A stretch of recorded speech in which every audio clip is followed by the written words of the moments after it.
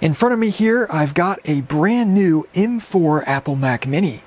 Now, obviously, this being a brand new machine at this point, only been out for 1 day, I just received this machine only a few minutes ago as of recording this video. So what I'm going to do is I'm going to unbox this machine. I'm going to take apart the machine, do a full teardown of it, and then last but not least, of course, I will be attempting to upgrade this machine to 2 terabytes of internal storage. Now, obviously, when I bought this machine, brand new of course, I purchased the base model with the intention of performing this upgrade myself. Now, of course, you can't upgrade the RAM in Apple Silicon systems, at least no way that I've been able to figure out at this point. But you can upgrade the soldered storage, as I've done many times. Now, obviously, with this being such a new system, there's been very little information on what these look like inside. So with that, we're going to find that out today. So, of course, the first thing I need to do is unbox the machine, like I would any other Apple system. So you can see the info of it here, 16 gigs of unified memory. And of course, like I mentioned, this is the base model with 256 gigabytes of storage. Now, based on what I have seen, these do have removable storage modules similar to the Mac Studio, so that's going to be really cool to check out here. So let's go ahead and get it open.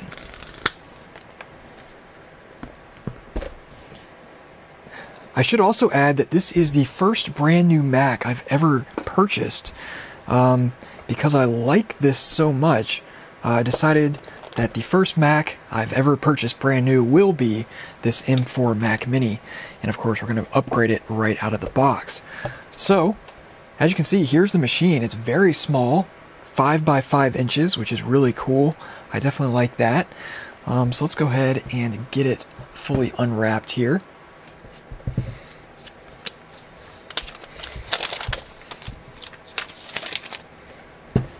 And there it is. Looks almost like an Apple TV, just a little bit taller. So that's really cool. It is a little bit bigger than the Apple TV as well, I believe. So if we go ahead and take a look at the ports on it here, you can see it's got a internal power supply, which I really like to see there. I'm very glad they didn't move the power supply external as they did with the iMac. You can see here we've got a Ethernet port. This is only gigabit Ethernet, as of course I did not option the 10 gigabit Ethernet option on this one. We've got HDMI, and we've got 3 USB-C ports here which support Thunderbolt 4.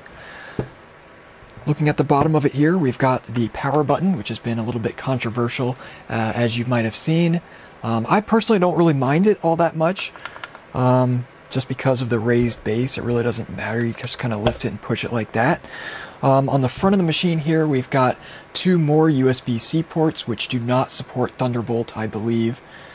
Yeah, these do not support Thunderbolt. We've got the power LED and the headphone jack right there. Now, before I start disassembling the machine to do the teardown, I want to go ahead and get it hooked up and set up so we can run a couple benchmarks on here, both for the current storage, the 256 gigabytes of internal storage, as well as see what the performance of the base model M4 chip look like. So let me get that hooked up and we will perform those benchmarks. Alright, so as you can see here, I've got the Mac Mini all set up and ready to go here, and I've got a couple benchmarks on here we're going to use, specifically AJA system test for the disk speed test, and of course Geekbench 6 for the performance test of the SoC here. So first, let's go ahead and take a look at the system specs.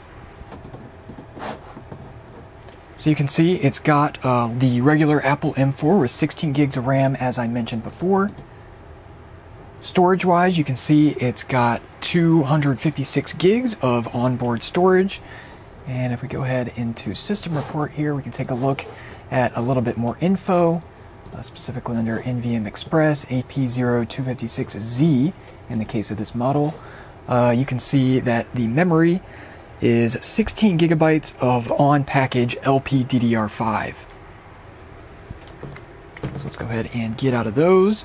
I'm going to go ahead and first start with Geekbench 6 here. And with that open, we'll simply run the CPU benchmark.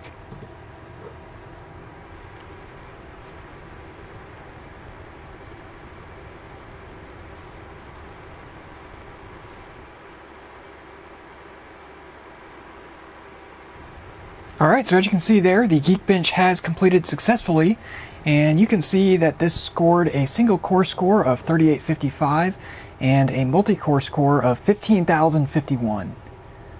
Go ahead and take a look here. You can see it takes all 10 cores. I believe this is 8 performance cores and 2 efficiency, if I'm not mistaken.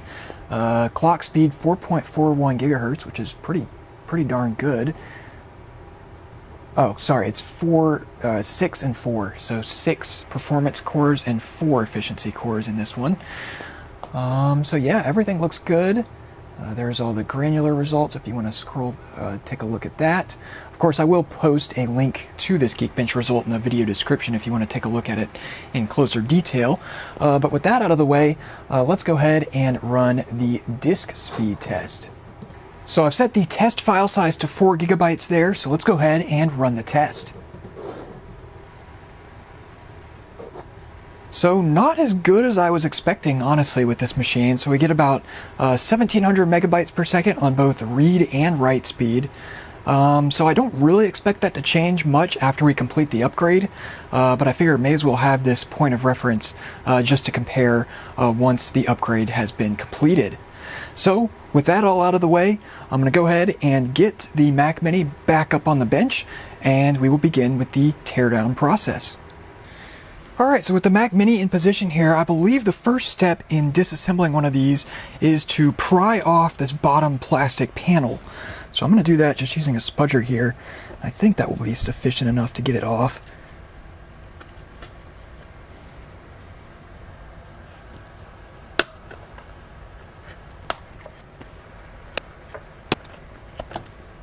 Alright, so there is the plastic cover removed.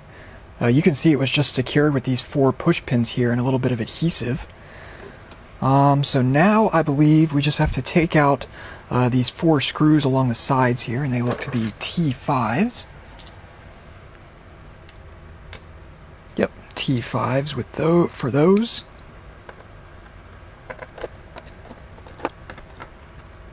Looks like I also have to take out these.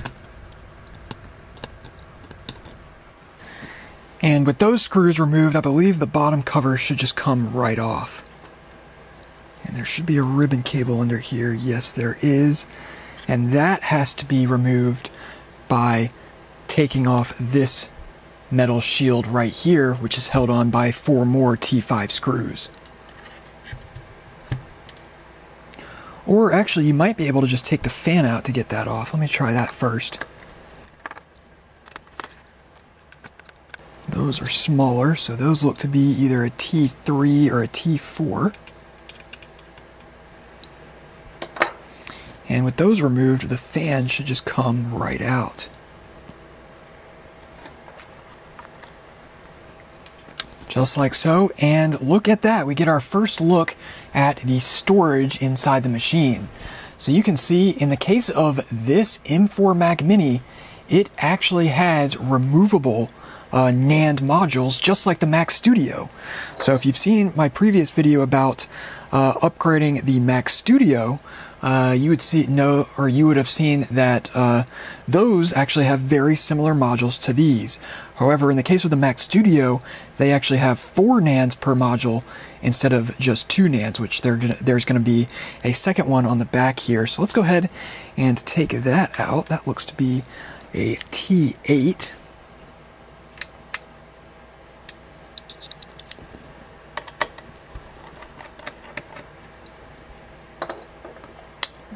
Take a closer look at this. So yeah, as expected, there is 1 NAND on the back side of this board, and on the front there is another NAND. So this is actually going to make upgrading this machine a lot easier than it otherwise would be if I had to, solder chips directly onto the board. So this will be fun to mess with in just a little bit here. So this looks like it still will not unplug from there, so we're going to have to unscrew this panel. I can just prop it up like this for you here. Yeah, as you can see, there is 4 screws here, 1, 2, 3, 4, that need to be undone in this spot. And yeah, that should just unplug from right there. And interestingly enough, you can see that the Wi-Fi chip is on this little board right here that plugs into the rest of the system via this connector. And then you can see the 3 Wi-Fi antennas are integrated into this metal panel here. So that's a really interesting design. You can also see that the clock battery, or the SMC battery, I guess if you want to call it that, is located right here as well. So let's get that out of the way and bring over the main system again. And I just want to get it apart enough that we can take a look at the M4 SoC right here. So I've not seen any guides, of course, on taking this apart past this point. So we're just going to kind of go in blind here and see what needs to be removed.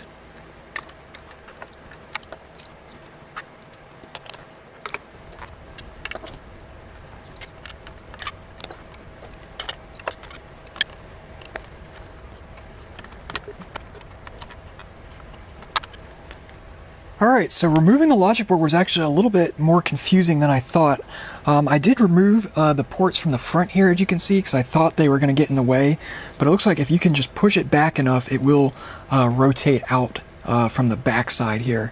But if we go ahead and take a look, you can see the power supply in here at the very top of the machine, which is kind of cool. And then this is all the logic board is, just a very small logic board there, which is really nice to see. So now I just have to get this piece of plastic, this insulating plastic piece off the back, which looks to just be on there with some adhesive, and then we should be able to remove the heatsink and take a look at the SoC.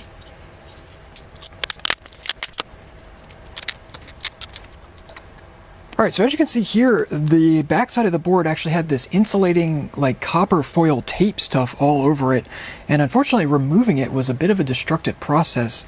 Even just prying this black plastic panel off kind of pulled a lot of this with it and tore it.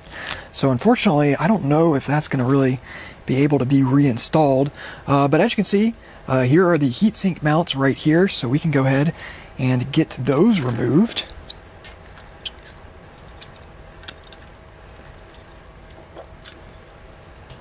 And there we go, there's the M4. So obviously, since I removed that heatsink, I will go ahead and replace the thermal paste on it, at least this thermal paste, not the stuff on the RAM chips, because that's special, more goopy paste that can't be replaced with liquid thermal paste. So let me get that cleaned off and we'll take a close look at the SoC. Alright, so as you can see, I've got the heatsink removed, and now we can take a close look at the M4 SoC.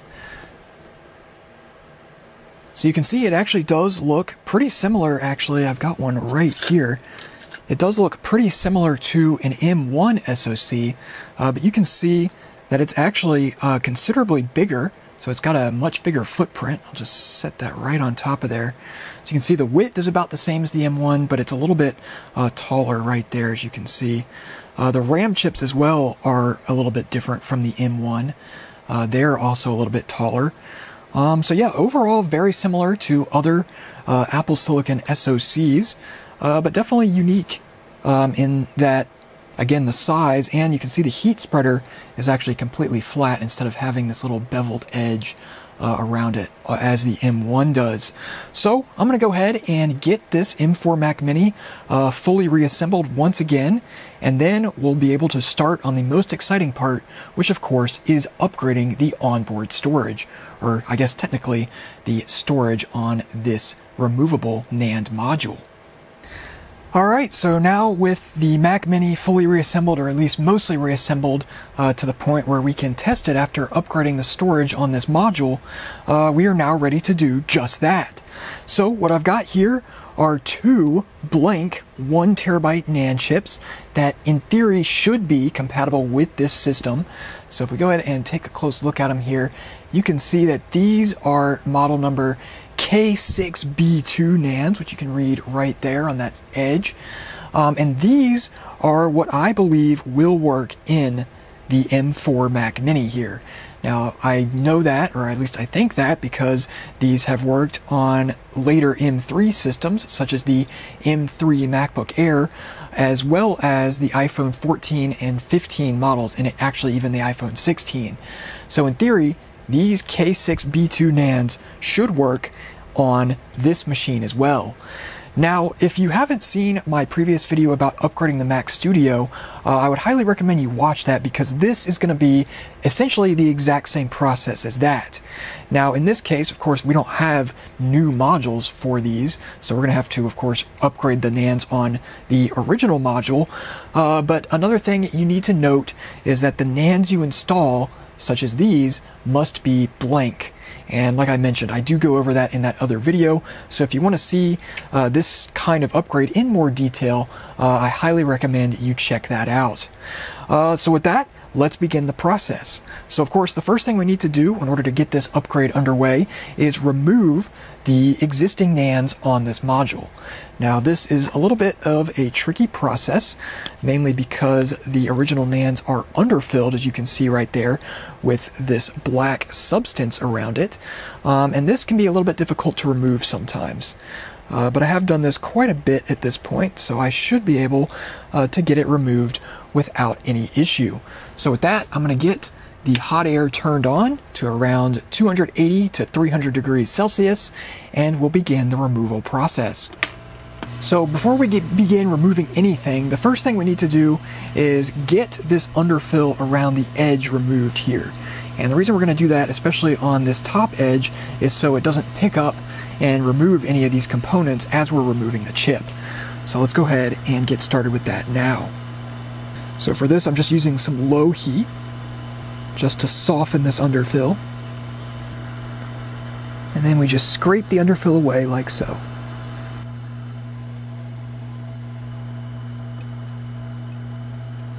And that's it. So now we're going to increase the heat to around 280 to 300 degrees Celsius, as I said, and that should be enough to remove this chip effectively. In fact, that might even be a little too hot. Go down to 270 degrees. You can see the chip is starting to lift.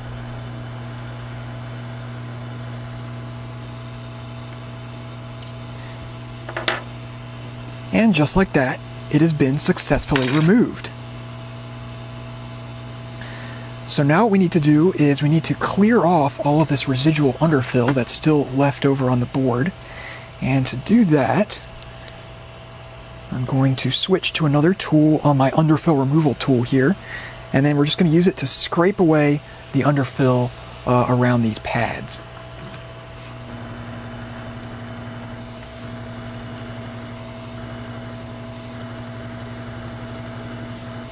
And now with the majority of the underfill removed, we're going to go back through with the soldering iron with some flux and remove all of the residual solder.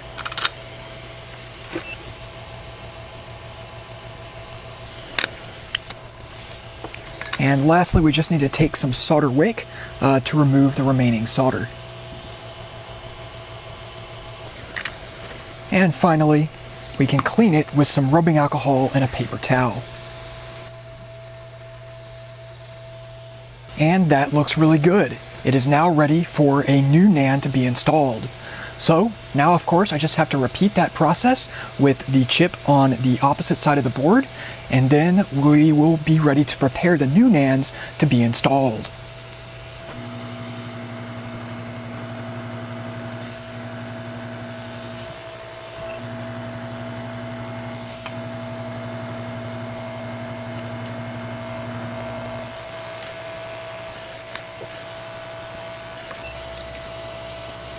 And now with both sets of pads for the NANDs fully cleaned, we are now ready to begin the process of reballing the new NANDs and prepare them to be installed onto this board.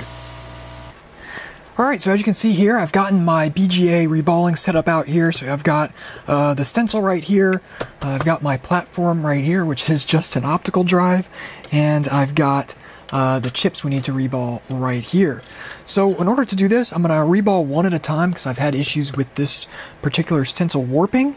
So to begin, the first thing we need to do is tape the chip onto the stencil in the correct position. And I'm just going to do that using some capped on tape, as you can see I've got right here. Just take the chip, place it onto the tape like so, and then just align it to the holes on the stencil.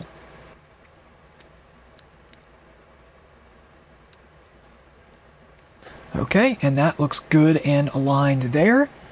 So now I'm going to go ahead and use some solder paste, which I've got in this little jar right here.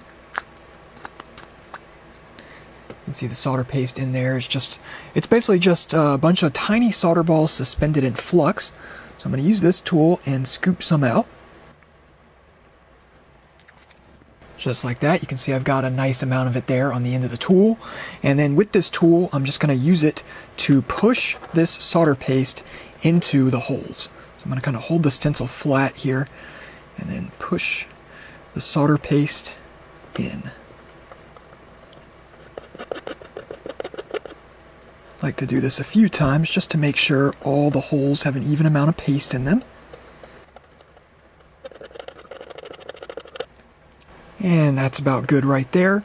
So now with my hot air turned on to around 280 to around 300 degrees Celsius, I will use that to melt the solder paste onto each of the pads. So I use these pair of tweezers just to hold the stencil very tight against the chip. And those just ensure the stencil doesn't bend downward.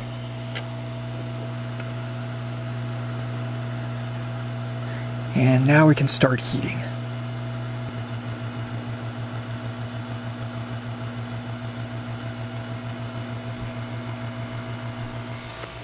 Alright, and as you can see there, we've got a nice amount of solder on the pad, so now we can remove the chip.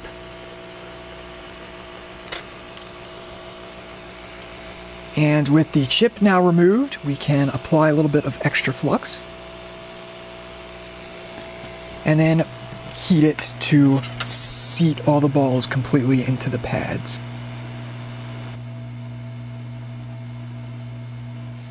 And just like that, the chip has been fully reballed. So now I'm just going to repeat the process with the second chip right here, and then we'll be ready to install them onto the board.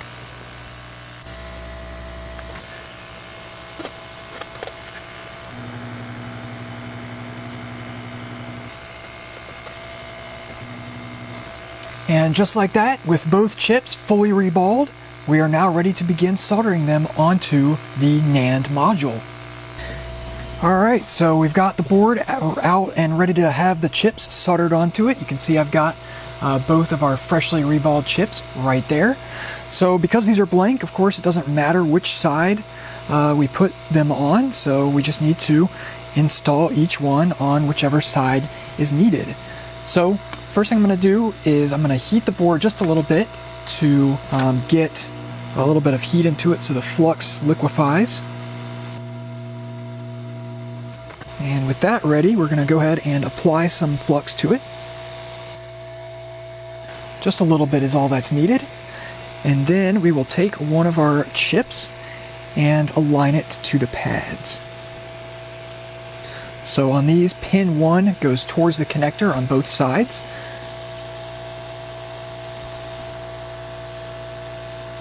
Now getting this aligned can be a little bit tricky.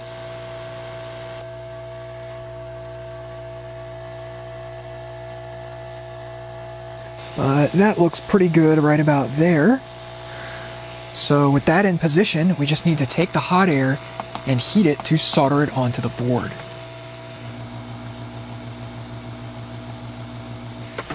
Alright, and that's looking really good, so let's let it cool down just a little bit, and then we'll flip it over and solder the chip onto the other side.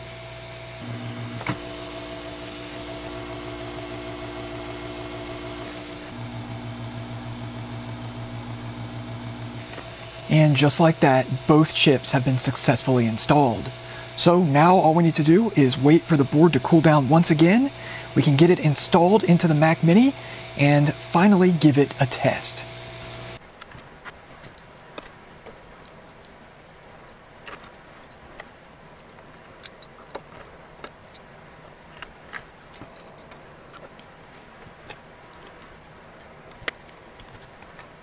Now, as you can see, I did not plug in, or I did not put this little shield back on underneath here, and that's just because I want to make sure everything works before I fully put everything back together. So for now, we'll just plug the power button back in. And just like that, we are now ready to test it and see if we can successfully restore software onto our new NANDs. Alright, so I've got everything hooked up and ready to go here. So I've got the Mac Mini hooked up to this M1 MacBook Air via USB-C. I don't know exactly which USB-C port on the Mac Mini is the one used for DFU mode, but we're just going to make a guess. And I've got it plugged into the one that's furthest away from the HDMI port. So hopefully that's it. If not, we can obviously swap it around. So in theory, when we hold down the power button and plug the power in, that should put the device into DFU mode.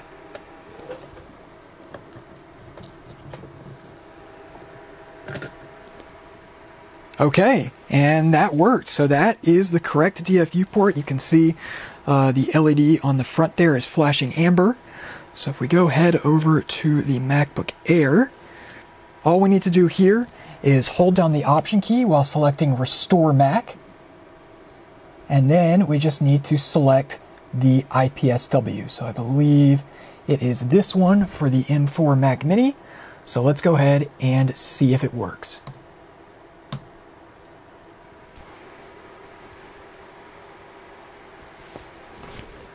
Okay, so for some reason, the restore cannot proceed with this machine, probably because it's still running Sonoma, and I probably need a machine running Sequoia to restore this new of a machine. So I'm going to switch to another Mac that's already running Sequoia, and we'll attempt to restore the device from there. Alright, I've now got a Mac Mini, M1 Mac Mini running Sequoia set up here to do the restore. I've just got it hooked up to this modified iMac G4, basically just being used as a monitor. So let's go ahead and try running the process again.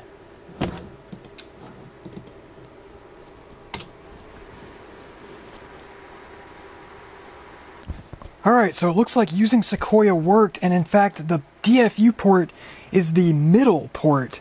In fact, they all go in DFU mode, which is kind of strange, but I was only able to get it to work with the center port, which I've never seen before.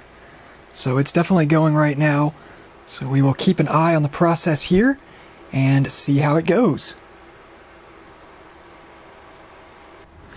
Well, after a lot of trial and error, I unfortunately could not get it to work with those 1 terabyte NANDs. Now, I think one of them, either one or both, probably just one, was either bad or something. I'm not exactly sure, but unfortunately I don't have any extras of those to try with a new set of them. So what I've done is I've repeated the whole process, except this time with 512 gigabyte NANDs.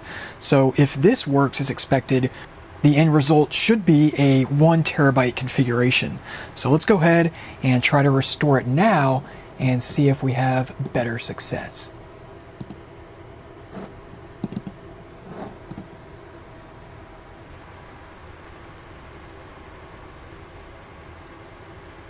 Okay, so yep, there we go. Now it is working as expected. Now, there's no video on the screen, which is not something I was expecting, but that might just be normal for the M4 model Mac Mini. So we're just going to let it sit here. You can tell it's definitely gotten further already based on that little progress bar loading you saw just a minute ago. So we'll go ahead and just sit here and wait, and hopefully the process goes as expected. Oh, and we actually just got video over on the display. So yeah, everything seems to be working as expected, so let's just let it go and finish the restoration process.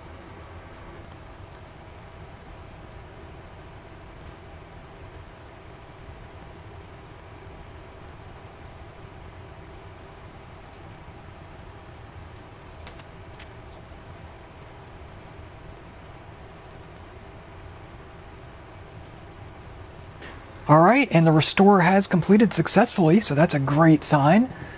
Let's go ahead and dismiss that, and in theory it should just boot right up. Got a chime. And there we go. The machine has successfully booted. So I'm going to go ahead and get this set up, and then we'll take a look at the final results. All right, so there we go. The machine is fully set up, so let's go ahead and check out about this Mac. So you can see everything there looks as we would expect. Same exact machine, of course. So if we head into more info here, scroll down, yes, there it is. You can see we've got a 1 terabyte SSD detected.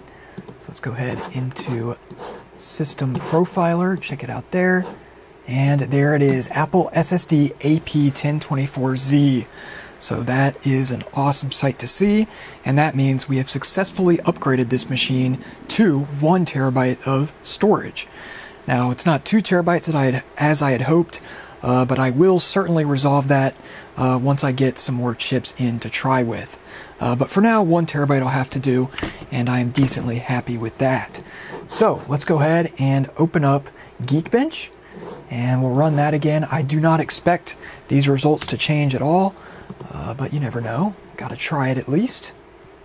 So there we go, and we will run the benchmark.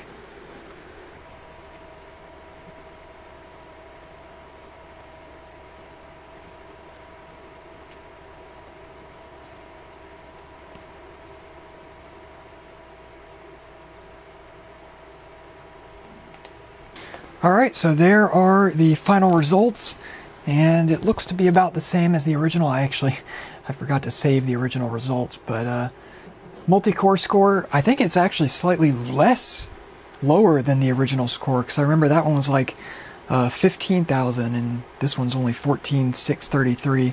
Not a huge difference, but is slightly less. That's just variance in the test at that point, really.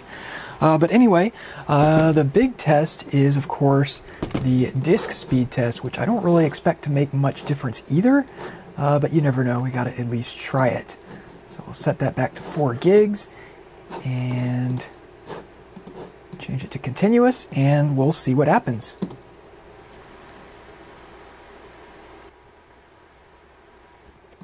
So the speed is actually a little bit better, which is a little surprising to me. So you can see we are getting about 3 gigabits per second write speed and about 2 gigabits per second read speed, which is still a little slower than I'd expect, but good enough for really any use of this machine, to be honest. So unfortunately, like I said, we could not get the 2 terabyte upgrade working just due to issues with the specific NANDs I got. I did actually order some extra NANDs, and they did not send me enough. They only sent me 3 when I ordered 4, which is a little unfortunate, so I couldn't finish it on day 1 like I had hoped. But with 1 terabyte, with the NANDs I already had from previous upgrades, as you can see, we have a great success. Now, cost-wise, I paid about $160 for a set of those 2 1 terabyte NANDs, but these 512 gigabyte NANDs that I'm currently using cost me about $90 for that set. So with that has been the successful upgrade of the brand new M4 Apple Mac Mini, in this case within only a few hours of me receiving it. So that's been a really fun process looking into this machine, getting it upgraded, and yeah, despite not the optimal results, I'm still very satisfied with the result I have achieved today. So with that, I hope you enjoyed this video.